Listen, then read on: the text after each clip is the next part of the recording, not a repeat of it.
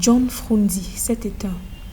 Le leader du principal parti d'opposition camerounais, Social Democratic Front, SDF, a rendu l'âme le 12 juin 2023 à Yaoundé, des suites d'une longue maladie, révèle un communiqué du premier vice-président du parti, Joshua Ossi, publié le 13 juin 2023. Il y a 81 ans, l'opposant historique camerounais décède quelques semaines avant la tenue du congrès du SDF, prévu du 28 au 30 juillet 2023.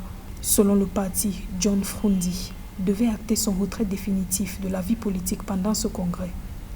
C'est un jour de profonde tristesse pour l'histoire politique camerounaise. C'est une page qui se tourne et laisse la voie à l'émergence de nouveaux acteurs politiques dans l'échiquier politique camerounais. On souhaite que l'héritage de son combat au sein du SDF, parti dont il a milité durant de nombreuses années, sera conservé.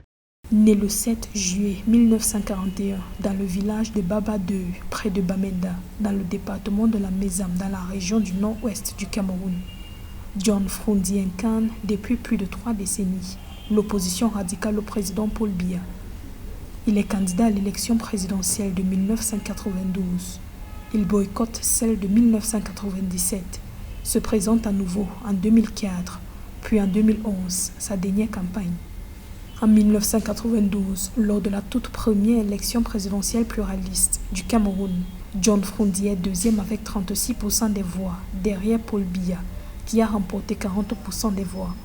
On dirait qu'il a été un acteur majeur pour l'avènement de la démocratie au Cameroun, un combattant infatigable fidèle à ses idéaux. Il incarne l'image de la figure du multipartisme au Cameroun dans les années 1990, rompant ainsi avec le monopartisme. On pourra dire de lui qu'il était un patriote dans l'âme, fervent défenseur du fédéralisme, de la paix et de la justice sociale. John Froundi fait ses premiers pas en politique dans les années 1980 au sein du Rassemblement démocratique du peuple camerounais RDPC de Paul Biya, avant de fonder le SDF le 26 mai 1990, parti qu'il dirige depuis sa création. Il a été enlevé 2 fois pendant la crise anglophone du Nord-Ouest et du Sud-Ouest.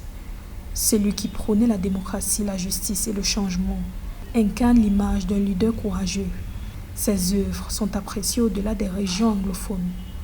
John Froundi laisse le SDF aux mains des partisans comme Joshua Ossi, qui devrait lutter pour un meilleur destin du parti.